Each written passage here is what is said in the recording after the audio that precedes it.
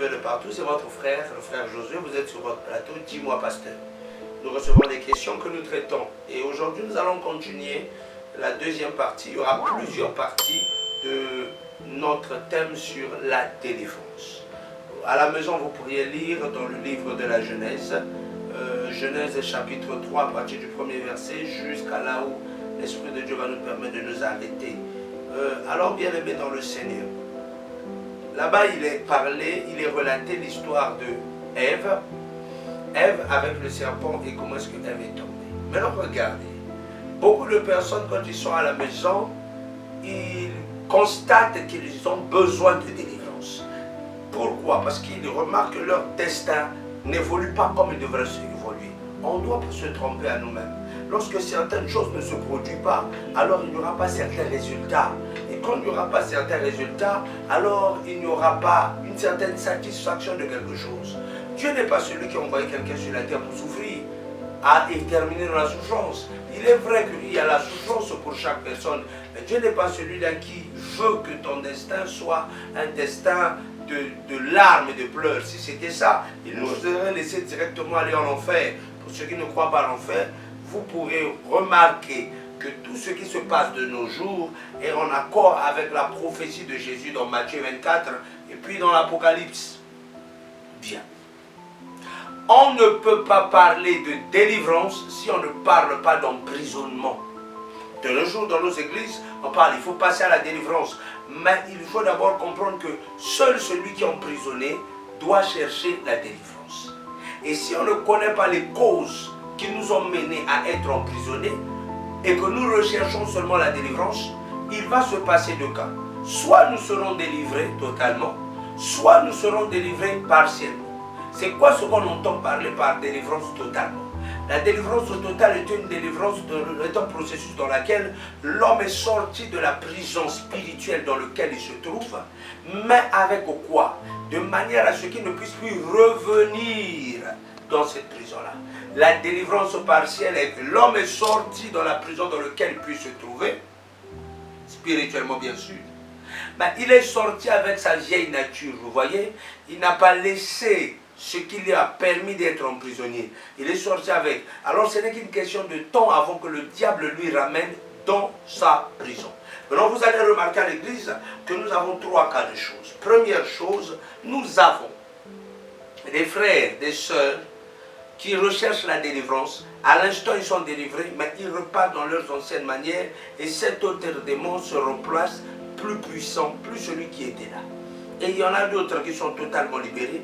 Et il y en a d'autres qui est en cours d'être libérés.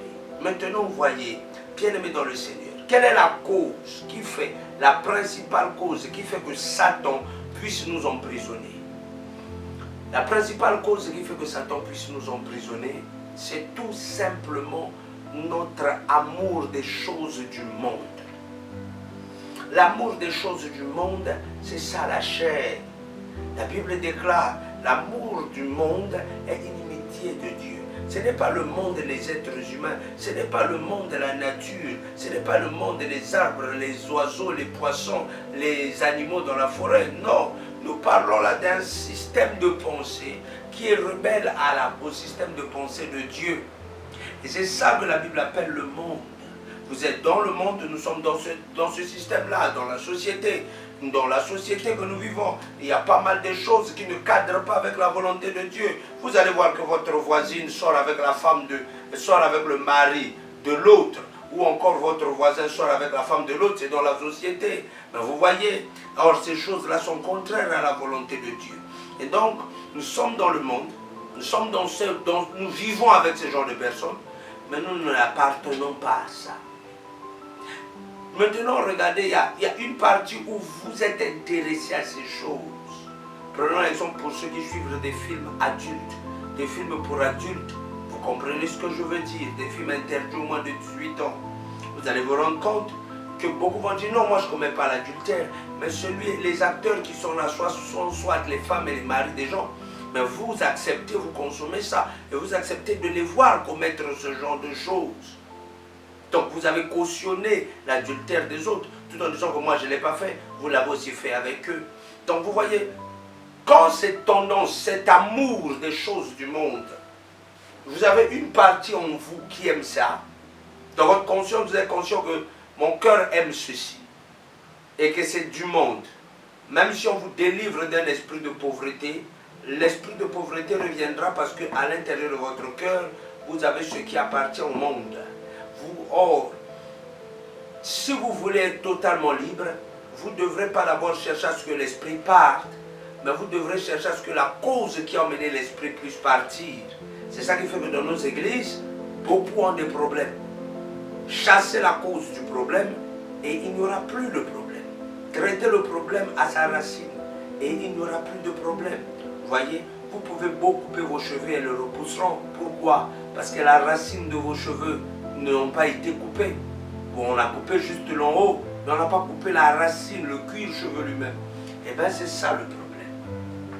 La cause de la possession démoniaque, la cause de l'envoûtement, ce qui permet à ce que ces choses entrent, c'est notre amour des choses du monde, que vous le voulez, que vous ne le voulez pas. Courez chez n'importe quel pasteur. Dites, pasteur, j'ai besoin de délivrance parce que je n'accouche pas. Si on n'enlève pas en vous, ou vous ne décidez pas d'enlever en vous cet amour des choses du monde, bien aimé, vous allez avoir votre enfant parce que Dieu est bon, mais vous allez l'éduquer comment? Et après, il veut que ce soit un enfant qui fait la gloire de Dieu, ça deviendra un instrument pour la gloire du diable. L'enfant deviendra soit acteur de films pornographiques, soit chanteur de chansons obscènes, soit bandit, soit quelqu'un d'extrêmement violent. Pourquoi? Parce que l'homme ne donne que ce qu'il a. Or, ce que l'homme a est dans son cœur. Comprenez? Ce que l'on vient à dire.